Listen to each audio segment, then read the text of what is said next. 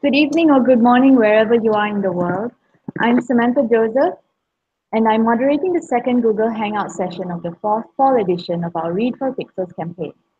So, through Read for Pixels, the Pixel Project is collaborating with 12 award winning best selling authors to raise awareness about violence against women and to raise funds towards the Celebrity Male Role Model Pixel Reveal campaign, which aims to raise 1 million for the Pixel Project to keep their efforts to end violence against women alive and kicking.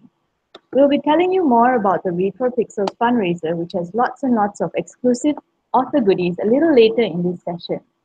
And you can find out more about the Pixel Project at www.thepixelproject.net.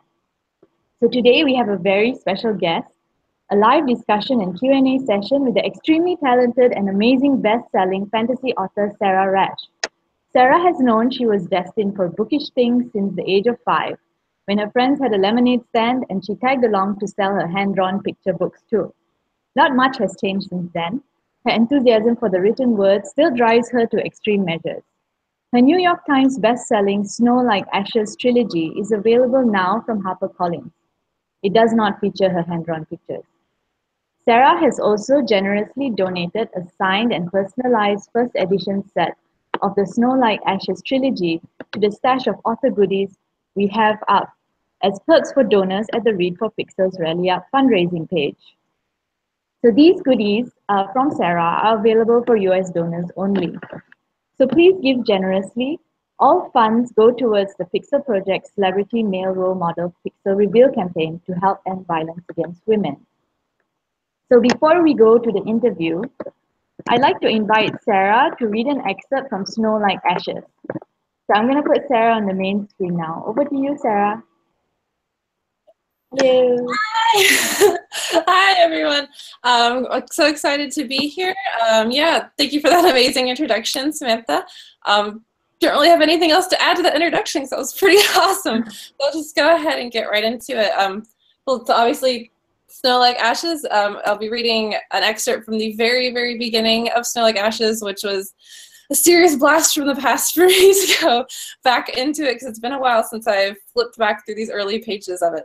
But this excerpt is from the beginning of chapter 2, and I picked it because it really encapsulates what was one of the biggest overarching themes for me for the trilogy, that Mira is always struggling with being enough, as she is in the quest to save Winter and in just the overall mission of her people. She's always struggling to kind of find her place and to be realized as she is as a person. So I'll just get right into it then. We've been searching for the locket throughout Primoria since winter fell, but only a handful of times have we gotten leads on where one of the halves would be. Anger keeps half of it moving, bouncing from cities in spring to remote settlements in the unclaimed areas of Primoria, the foothills of the Pazel Mountains, ports on the sea, to make it harder for us to get both halves back. Now we're close. My chest swells with the same excitement that I know everyone is feeling, or felt, before they ended up here, broken and bleeding. Thur will send someone back for it. Fresh and rested people make for the best soldiers, so he won't send anyone who just returned, which means... I rush towards Sir as he looks Mather up and down, then does the same to Finn. You two, leave now, he says. They'll move it again soon, since they know we escaped. I stop. They'll need everyone. I'll go too. Sir looks at me like he forgot I'd be here. He frowns, shakes his head. Not now. Mather, Finn, I want you ready to leave in 15 minutes. Go. Finn scurries off, his bulk swaying around him as he hurries back to camp, obedient without thought, like everyone always is. I stare up at Sir with my jaw clenched. I can do this. I'm going. Sir grabs his horse's reins and starts walking it toward camp. Everyone falls in behind him, except Mather, who hangs back farther, watching us, his eyes calm. I don't have time to argue this, Sir snaps. It's too dangerous. Too dangerous for me, but not for our future king. Sir looks at me as I walk alongside him. Did you beat Mather in sparring? I grimace. Sir reads that as my answer. That's why it's too dangerous for you. We're too close to take any chances. Prairie grass pushes against my hips, my boots tearing into the dirt with every step. You're wrong, I growl. I can help. I can be. You do help. Oh, yes, that bag of rice I bought in autumn last month saved our kingdom. You're most helpful where you are, he amends. I grab his arm to make him stop. He turns to me, his face streaked with dirt and blood through his white beard. Frizzled strands of ivory hair sticking out around his face. He looks tired, hovering between taking one more step and collapsing. I can do more than this, I breathe. I'm ready, William. I called him father once. In the wake of his stories about my real parents dying in the streets of winter's capital, January, as spring overtook it, and how he scooped baby me up and rescued me, it seemed logical to an 8-year-old that the man raising her should be called father. But he turned such a shade of red that I feared he'd start spitting blood, and he growled at me like he'd never done before. He was not my father, and I was never, ever to call him that again. I was only ever to call him by his name, or a title, or something to show respect, but not father. Never father. So from then on, I called him sir. Yes, sir. No, sir. You are not my father, and I will never be your daughter, and I hate that you're all I have, sir. Now he ignores me, pulling his horse onward. His decisions are final, and no amount of arguing will change his mind. Like that's ever stopped me. This isn't enough, and while I can't fault you for caring about the most efficient ways to save our kingdom, I know I can do things for Winter too. That was all the excerpt that I chose. All right, that's great. It really illustrates how Mira feels. So we'll go straight into the questions about Snow Like Ashes and your characters. So the first question is, so the Snow Like Ashes trilogy centers around female protagonists like Mira and also Caradwyn, who are complex characters with agency and who are very human and also flawed. So what or who are your inspirations for your female characters? Well, Mira in particular has always been a character very close to my heart because I call her my wish fulfillment character. So I started writing the first draft of Snow Like Ashes when I was very, very young, in my preteens. And who Mira was then is still very similar to who she ended up in this very final version. Somebody very stubborn and loyal who fights for what she believes in, like unflinchingly, will just throw herself into a cause.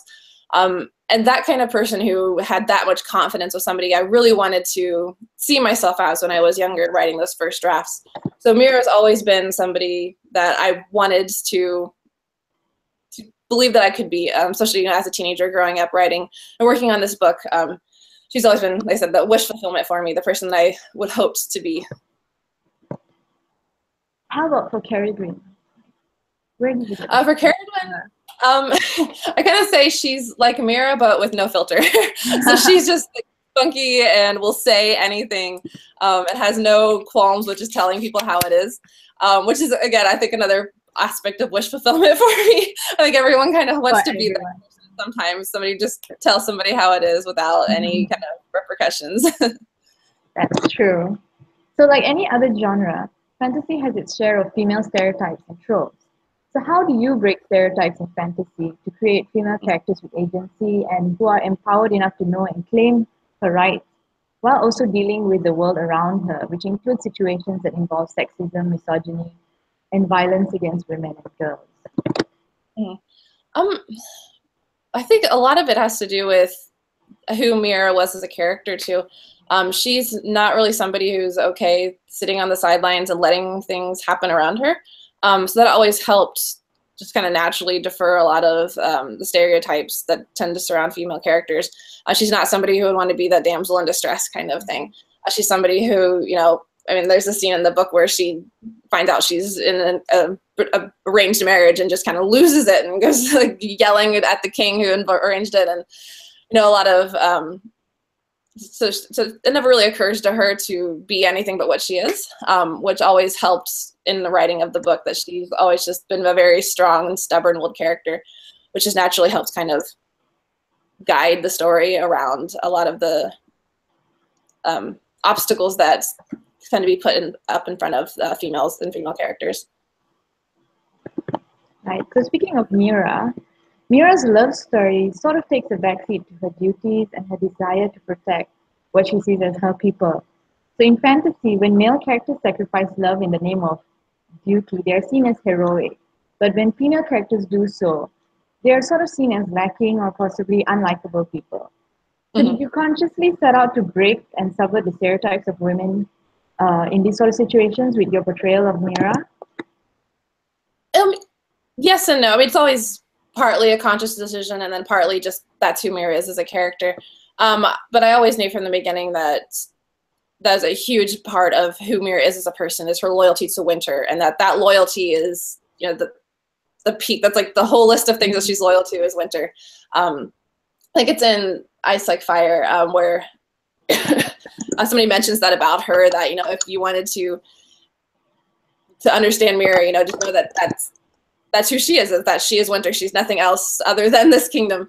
And she kind of uses that as like that's her defining characteristic. So the fact that she has a romance with Theron and with Mather, but that's always whenever it starts to conflict with Winter or not work in Winter's best interest, she's very quick to change her direction on that, or to kind of figure out how to either work it so it doesn't conflict with Winter, or if it doesn't, I mean, she lets it go quite a few times and comes back to them and back and forth. But yeah, the Winter's always her #1 priority, which is, again, that was just who she was as a character.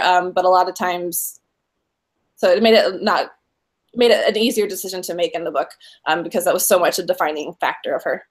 So it's almost accidental, the fact that she put duty first over relationship when you were writing the character. Yeah, it kind of ended up being an accidental thing. I mean, it wasn't something that I had to, that my editor ever maybe go back and like, oh, she should have picked Winter in the scene over them, because that was always her first decision. It was always a natural course of action for her. If something conflicted with that, then she automatically veered away from that, which made it easy for me as a writer not to have to go back and undo that. Yeah. How have your readers reacted to this kind of relationship? Because they're used to the will they, won't they, and the relationship between the male and the female being the major thing, rather than the relationship of the female protagonist and her duties being the major thing in the book. How have your readers reacted? They felt very strongly one way or the other. So people were very, Team Mather, Team Theron. That was always a big thing, is to be, choose one person or the other. But then I had a lot of people who were Team Mira, and who were, they wanted her to be true to herself no matter who she chose, which is awesome that people, kind of created that third team, because everyone always thinks that it's, the two boys is the only team. So no other team. So yeah, it was really cool seeing people just kind of root for Mira and root for her to be true to who she was, and true to Winter, and true to that cause over her romantic relationships. Speaking of empowered women, Caradwyn has a reputation of being abrasive. So to many people, a female protagonist should adhere to feminine stereotypes and expectations, no matter how strong they are supposed to be. So do you get any flack for not portraying Caradwyn as unwaveringly feminine and good and uplifting? No, people have been super supportive of Caradwyn too. I think because she's fairly similar to Mira in personality, and as well as her overall drive and her general life mission. It kind of seemed natural for her to be a secondary character, and to also kind of develop a friendship with Mira, just because they are two very similar, strong, driven female characters who put their kingdoms first, and who don't really let traditional ideals of femininity or what they should or shouldn't be doing affect them. I mean, they know what they want to do, and if somebody tries to tell them, oh no, you should do this or you should do that, we'll just laugh at them and do their own thing. So people love Caradwyn just as much as they love Mira, which has been awesome to see. That people have never really been like, oh, nobody's the typical princess figure, or not that there's anything wrong with that character, but everyone's been very supportive of Mira and Caradwyn. Has anyone really connected with the Caradwyn character? Have you had readers come up to you and say, like, I'm so glad that you wrote a character who was like that specifically? Oh yeah, people love Caradwyn. I've gotten so much really amazing fan art of Caradwyn, like pictures of her and portraits of her in summer and different things, and seeing how people portray her, what she looks like, what she's wearing, and things like that's been really amazing too. Just seeing how people connect with her and the Summer Kingdom in general too. It's been really awesome. So when writing female characters, there's somewhat of a tendency for authors to fall back to the not like other girls trope. I'm strong and resourceful, not like these other girls, or they don't have strong female friendships within the books themselves. But in your series, you turn this on its head. Did you do it deliberately? Yeah, I did. That was something deliberately too, for sure. Especially as the trilogy progressed, to make sure that Mira had a lot of friendships with girls her own age. Because when she starts the series, Instant Like Ashes, it's her and Mather and a bunch of adults, and they're on the run for their lives, so she doesn't really have a lot of opportunity to bond with anyone else her age, let alone other females her age. So as she comes to know like Nessa and then Caradwyn, and she meets obviously she meets Shazzy, who's a 2-year-old, but still like other younger female characters in the book. I've definitely made it a point for her to bond with them and have to have the conversations with them that she couldn't necessarily have with Mather or Theron or Sir or any of the other people in her life. Just the interactions and how they can relate to each other, and just the experiences that they go through was really important, especially with Nessa. I think Mira had the most interesting conversations with her because they had a very similar upbringing in that they were both very dramatically affected by Winter's fall and Angra's rule and stuff. So the way that the Mira kind of saw herself in Nessa, and Nessa kind of saw herself in Mira, that was a really important relationship for them and for me to explore. We have a fan question here from Michelle J. I have a lot of favorite quotes from the series, so I was wondering what some of your favorite quotes are. Okay. Well, I think I have two absolute favorite ones, and these are the two that most people have kind of pull as their favorite ones too. So there's the "Someday will be more than words in the dark," and then even the strongest blizzard starts with the single snowflake. And the really amazing thing is I've seen both of those quotes. People have made them into tattoos, which is like wow. the most amazing mark of honor for an author is to have your words permanently inked on someone. It's just I can't even put into words how amazing that is to see. That is very cool. We have another question from Regina. Awesome. Oh, sorry. Yeah. In your opinion, how can authors strike a balance in their storytelling between raising awareness about human rights issues like violence against women and telling an engaging story without being preachy about it? Oh yeah, that is a huge struggle with every author. I feel like, especially when in any country when there's certain political strife or anything, that you feel like the need to put that into your books and to kind of have some kind of message around that. But I think the trap that a lot of authors fall into is approaching a story with the intention of putting a message in it, which always makes it just super apparent that there's a message there. So I always try with my books to write the story and to see what message the story naturally kind of evolves into, and then to go back through and later edits and make that message come alive a little more. But to approach a story right from the first draft with this is the message I'm going to tell always kind of conflicts. I feel like for me that's something that needs to come later, and to see kind of what is more natural and what's evolved through the course of the story and editing and bringing things together. You can always kind of have an idea of where you're going with it, but once you see it laid out, it can usually changes or something feels off if you try to force it down one certain direction. So just kind of let the story be what it is and then see where it goes from there. So let's talk about women and girls in books and wider pop culture. So recently there's been an influx of capable female characters in the fantasy and young adult genres. So did this influx influence you when you created your own female characters? And do you think this is a trend or bellwether of slow but permanent change? I think it definitely, it still influences me seeing all these amazing characters that have been coming up.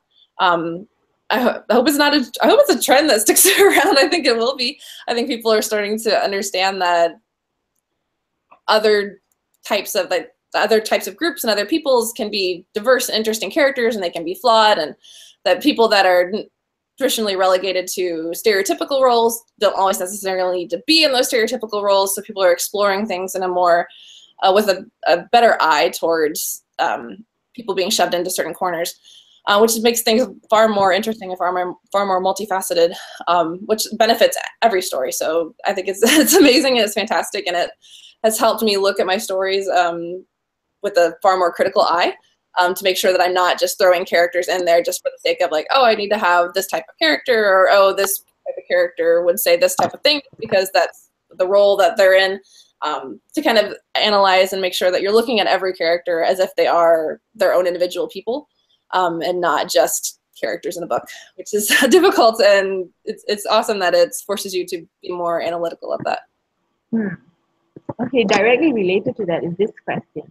Do you think it's important for influential authors such as yourself, who are read all over the world, to make a conscious effort to include characters and relationships in your stories that show the readers the importance of respecting women as equals and as human beings? Oh, absolutely. Yeah, I think it's a delicate balance, though, because a lot of times when you add those characters into your book, you have to first portray them how they are. It's most apparent when you portray like racist characters. It's really hard to, because you have to first portray that they are racist and terrible for them to then change and for them to evolve as people. So it's really delicate to have that without it being very aggressive and alienating of your readers. Because that's obviously not ever what you want, is to have somebody read your book and feel like they're not in a safe space. Especially with fantasy books, I try to always make my books very escapism, you know, to get away from the problems of the world into this world where there's all its own other little problems. But you don't want to have readers to feel like they're bringing problems from the world into this book and that they can't get away from them.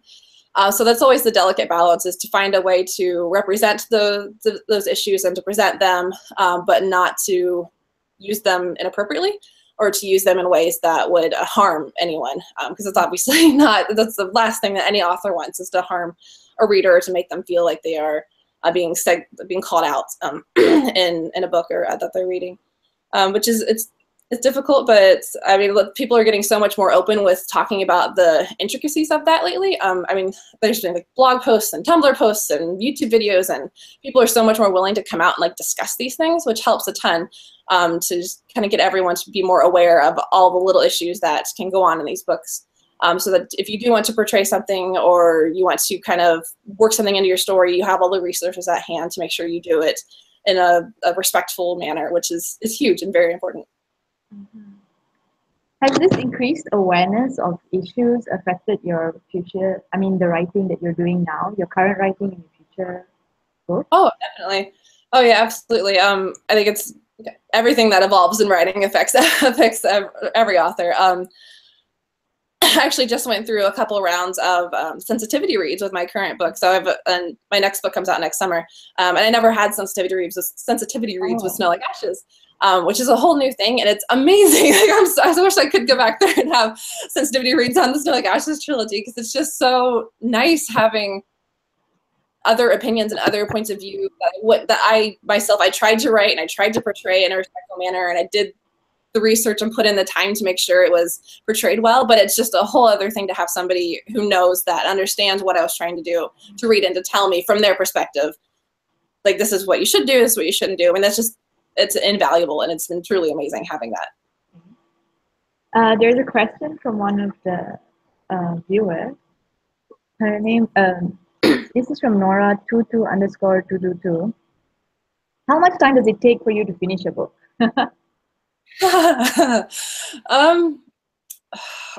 like the worst judge of that, because for Snow Like Ashes and then for the series that I'm currently working on, they were both books that I started years ago and then came back to. So I have no, like, I started it this time and then finished it this time. It's always like I started this draft and then I put it aside, then I came back to it and redid it. So it's just kind of a mess.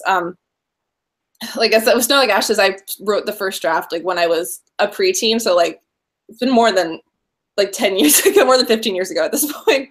But with the book that I'm currently working on, I started a draft in like college, which is still more than 10 years ago now.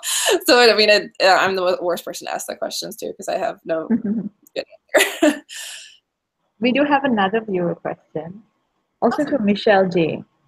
So was diversity something you were thinking of when you were writing your series? Is it something you want to focus on more in the future? Yes, especially as the Snow Like Ashes trilogy progressed and I kind of grew as an author and started to be more aware of the world around me, it definitely became more of something that I wanted to portray. And I started to see more of the readers, the people who were reading my books and stuff. I met them at conferences and met them online, and started talking to them. Started to get a better idea of exactly who was reading my books. And I think a lot of authors relate to this. They want every reader to be able to see themselves in their book. You know, they want everyone to be able to experience that escapism. So especially with the book that coming out next year, I made much more of a conscious effort to diversify as much as I could with every character and every type of culture and just everything. I tried to make sure that it was as inclusive as possible, because that was definitely one of the biggest faults I still regret with Snow Like Ashes. Is definitely wasn't as inclusive as it could have been. But you know, always growing as a writer, always trying to do better. So I'm hoping that this next series will be a bit more making up for the things that Snow Like Ashes had lacking. Oh, we have like a few other questions from viewers. So this is not bad. So, so one is from Ira B1. She's asking, is it unrealistic or not reflective of the real world to portray women in positions of power in fiction? Oh no, I think it's very realistic to portray them. I think I'm based in America, so in my culture we have not as many as there should be, but quite a few women in power. And I know there are countries all over the world that have, women prime ministers and women presidents and women rulers. So I don't think it's unrealistic at all. I think it definitely helps to broaden the views of people who aren't used to that, to see that in fiction, to kind of make it more normalized, which is, I think, the goal of any kind of any area of diversity like that, is to make it, to bring it to more people and to make it more of a discussion piece so more people are aware of it. There's a question from Kenzie. She wants to know if winter is your favorite season, and also where did the inspiration for Mira and Mather come from, and when did they first pop into your head? Well, winter, alas, is not my favorite season. No, my favorite season is probably autumn, just because it's cool, but it's not freezing and it's not hot. The temperature's pretty perfect. And also, you get pumpkin flavored everything here in America, which is nice. Yeah, everyone always expects winter to be my favorite, but I don't know. I've lived in a couple different places where there's like severe heavy snow in the winter, and that kind of killed my love of winter. But yeah, so my inspiration for Mira and Mather, listen, Mira was always based off of kind of my wish fulfillment growing up, the person I wanted to see myself as. And then the inspiration for Mather, he just kind of waltzed into my head. He knew who he was and what he wanted to do and who he was in relation to Mira. So there was no specific moment of inspiration where he just kind of appeared. It's just always he's always been Mather. Which is very fitting for his character, the silent, loyal type in the background there. So yeah, he's just always been Mather. Okay, I'm gonna ask you a question about geek culture. So, geek culture in general, including science fiction and fantasy, has had its share of critics saying that it's still too male-dominated, despite a rising number of prominent, well-respected, and well-known female authors. So what do you think needs to be done to make geek culture as a whole, whether it's comics or gaming or books, more welcoming and accessible for women and girls? I think it's like any big social change. It just takes a lot of persistence and a lot of doing the same thing over and over and over again, until it becomes normalized. So I think just obviously the things that are happening are very effective. I mean, there are a lot more women in all the roles that are available in geek culture, writers to producers to everything. I think it's just, like I said, more of just keep being persistent and keep on keeping on, because nothing happens overnight. It's all, especially things like this, things that are very deeply rooted social changes. They need to happen slowly, unfortunately, but persistently. So I think that's just the key of it all, is just persistence. You're a parent yourself. So parents are usually the most influential role models in a person's life. As a mother, what do you think parents can do to help prevent violence against women and girls in future generations, and to get boys involved in helping to do so? Well, actually, I have a son, so I've definitely thought about this a lot. It's how I'm going to raise him to be a decent human being, because that's obviously the goal of every parent, is to make sure their child does not grow up to be a terrible person. And I think a lot of it is to make sure that he's aware of other people, aware of how other people feel, that what he does affects not just women but men, just other people in general, that his words have consequences and his actions have consequences. I think a lot of people lose that connection, that ability to feel empathy, and that's huge, is to have empathy at all, in any capacity, to understand that how somebody else feels, or to even just be aware of, even if you don't understand how they feel, to just understand that they feel differently from you, and then that's okay too. So I think teaching him that is probably going to be one of the toughest obstacles we face as parents, but one of the most important is to just instill empathy in him for anyone who's different from him, whether it be women or men or any cultural group, anything at all. That's definitely one of the top priorities that my husband and I have as parents. True. Onto that, you've also been very supportive of our Read for Pixels campaign and our anti-violence against women work as a whole. Thank you so much. Yeah. Why do you support the cause to end violence against women? I know. I have to ask. Oh God, yeah, right. You have to ask.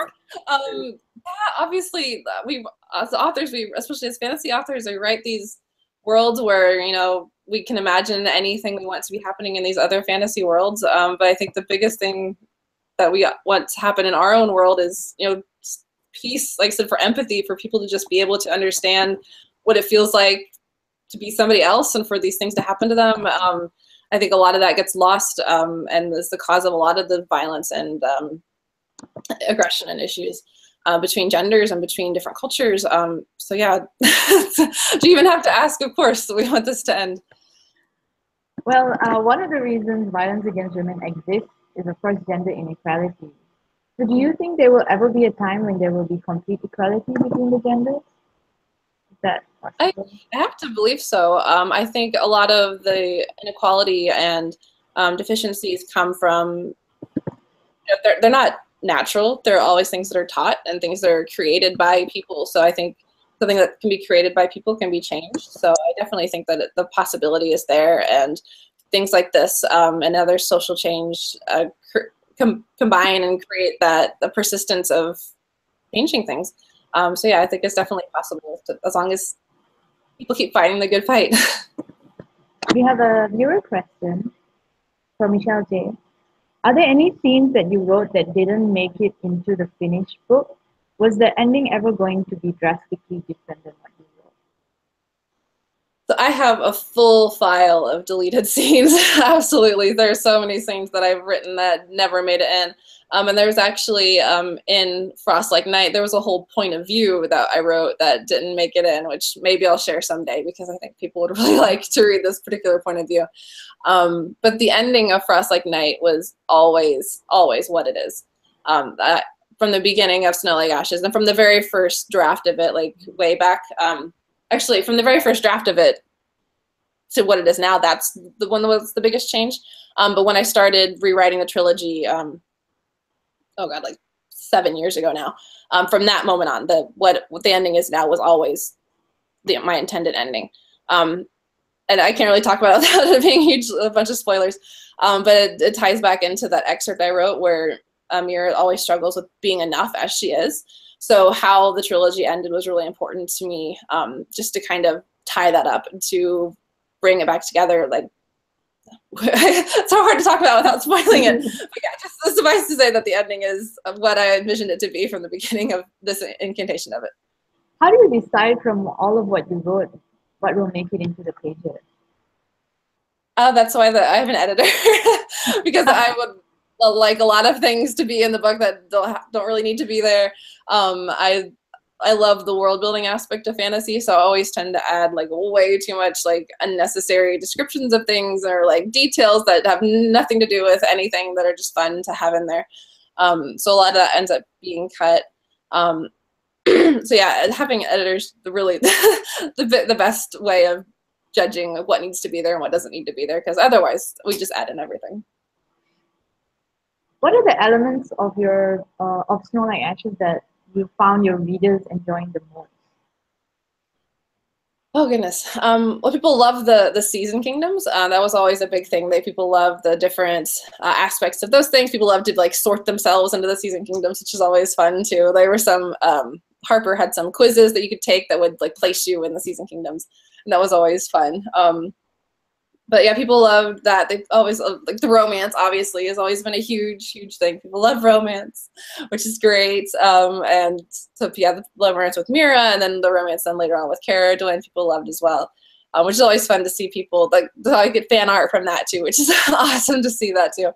Yeah, people love that, and I just if people love anything of it, I just love to hearing people talk about it and hearing the different aspects that they like about it. So it was fun for me to write it. So it's just fun to get to talk to people about it and kind of see what pops out to them. Because what pops out to them might not necessarily be what popped out to me. So it's awesome to get to talk about the different facets of it. What's it like when you meet your fans face to face? It's a lot of like this, a lot of just me smiling and babbling on and hoping I'm coherent and being awkward, and then they feel awkward, and there's just a lot of awkwardness. We're all a very awkward community here, which is great. We can all be weird together. Yeah, it's amazing. It's one of the most, definitely the best part of this is getting to go to events and meeting people in person. Because, you know, we talk online all the time, like on Twitter and stuff, but it's always that like in-person touch that's always nicer.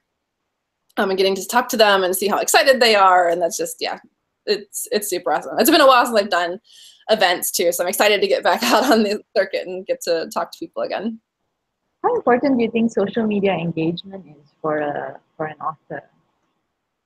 I think it varies based on genre, but I think for YA authors especially, it seems to be very important, because that's where our target audience is.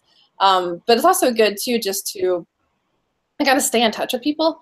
And for me, especially, it's just really rewarding getting to talk to people about what they liked about the trilogy, and hearing how the book affected them, and getting to talk through emails or, you know, Twitter and Tumblr and Instagram and all these things. It's just awesome having that community and having that support, and just not feeling quite so solitary, because writing can be a very solitary thing. How about you yourself, the books that you read? Do you have a preferred genre that you read? Usually I read fantasy, if not YA, then a lot of adult fantasy. One of my favorite authors is an adult fantasy author named Sharon Shin. And I always gush about her in interviews, because I just absolutely adore her. And she was one of the first authors that I read her books and thought, I want to do world building as well as she does. She just does this amazingly intricate, immersive world building. I highly recommend her to anyone who wants to further their world building abilities, because she's fantastic. Okay, we have some viewer questions. So from Regina, what role do you think men can play in stopping violence against women? And do you have a male role model that comes to mind for this? Yeah, I think honestly, the biggest thing I think for men stopping violence is just to be aware that it's an issue. I think a lot of times people just kind of sweep it under the rug, like, no, they're just complaining about nothing. It's not really that big of a thing. But I think just for them to acknowledge that it is an issue and it's something that needs to be addressed and dealt with is huge. Just having an ally on the inside, on the other side, is the biggest thing that they can do. And then obviously to further the cause and to take active steps in stopping, you know, I know, like you guys have like locker room talk and like that kind of stuff to just prevent things like that. It takes an active mind shift for sure. And just for guys to be willing to do that is a huge mark on them. Because I know our society is not kind to men who try to change things like that. So it's a huge step for them. But yeah, I think that's definitely the biggest thing that they can do. Another question from Regina is, some people say that romance can't be feminist, and and romance promotes unhealthy relationships and unrealistic expectations for women. So what do you think? Can fictional romances be feminist? I think they definitely can. I mean, it kind of runs the gamut. Romance is a very big general term for a lot of different relationships, and there are a lot of books that depict very unhealthy relationships, and that's, you know, part of the story sometimes too, is like kind of overcoming that. But I think a lot of times too that books can depict very healthy relationships and kind of show people like, this is what it should look like, or if this is happening to you, then maybe you should get out and find something else. So it helps to have such a broad array of romances in books, because you can either like relate to it or kind of see something that you want to find one day, kind of a wish fulfillment type thing. Yeah, I think it's nice having a broad array of romances. From Era V1, who is your favorite character in the series, and who do you not like? Well, obviously Mira, but that's like one of my favorite characters, but that's obvious. My second favorite kind of changes daily. Caradwin obviously is a good one, and then I always liked Shazzy. He was always a fun character to write, just because you know, she's a toddler, so every scene with her was just kind of dopey and fun, and she's just very has a happy, joyful energy to her that a lot of the other characters don't. But then my least favorite probably was always Angra, because he was always kind of difficult to write. Villains are very difficult for me to get into their heads, and I'm struggling with that now with my next series. For some reason, it's just always the last character to reveal themselves to me, and it makes me like Angra made me pry into him to figure out like what was going on in his head. So that kind of makes me not like him quite as much. There's another question from Michelle J. So she asked, it's never mentioned in the books, but I'd love to know if there are any animals in Primoria. Yeah, for some reason, animals and like other creatures other than humans never occurred to me to mention in books. For some reason, they're always a lot, which is weird because I'm like a super huge animal lover.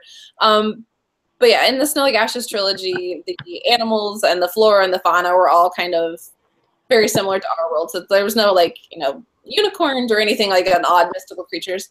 You know, the basic horses and cows and dogs and cats.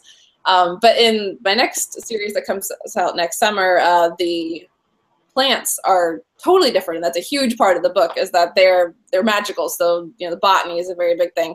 But again, in that book, the animals are very much our world animals, you know, birds and fish and basic things. Maybe someday I'll write a book where the animals are different and unique and magical, but for the most part, they tend to be pretty basic. Okay, we have final question before we wrap up. So, as an author, do you think it's important for stories to pass the Bechdel test, where the women talk to each other about something other than the men? Oh, definitely. Otherwise, it's kind of boring too. I mean, even if you're writing a romance, it's interesting to have the characters talk about something else, because if that's the only thing that's going on in the book, it's romance relationships, then it's kind of a one-note story, which is not something you want. You want your story to be dimensional and have other things going on. So yeah, passing the Bechdel test is a huge marker. Yeah, it's something that with Snow Like Ashes definitely tried to pass with Mira and Nessa and Mira and Caradwin. Yeah, it's absolutely important.